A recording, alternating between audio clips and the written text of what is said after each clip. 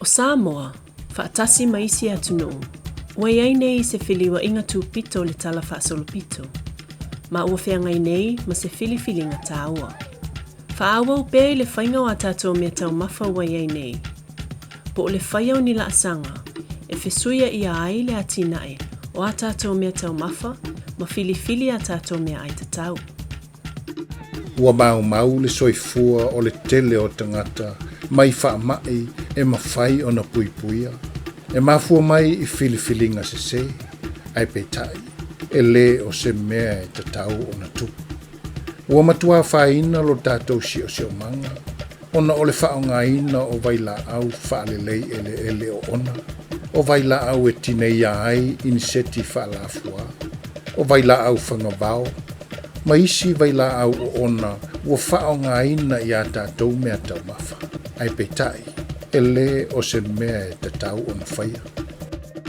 Ua mātou I loa ma le mautinoa, o le faia o se feliua'iga I le ngaosinga o tatou mea taumafa, o le aufa'atupula'iga ina I pea, le faatama'ia ina o tatou tagata, ma lo tatou sio manga ma ale.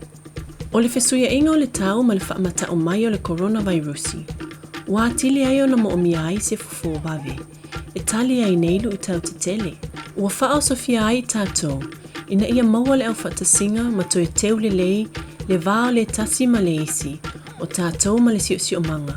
Ua fa'aosofia ai le mana tuaina o tatou ma lama tau le sio manga, a toa ai ma le whainga o tatou mea taumafa, sa ola ai Samoa I le tele o tausanga. Ua maua I suesuenga whaasai e nisi, talua nei.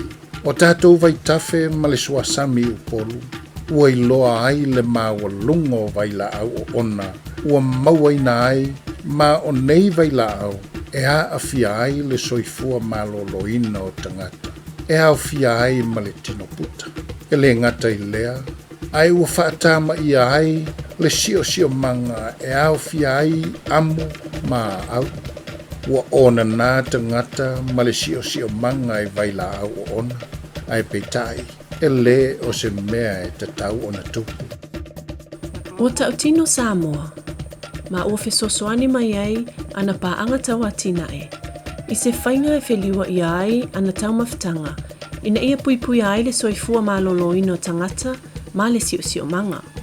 O la tatou filifiliga, o lo tatou le lumana'i.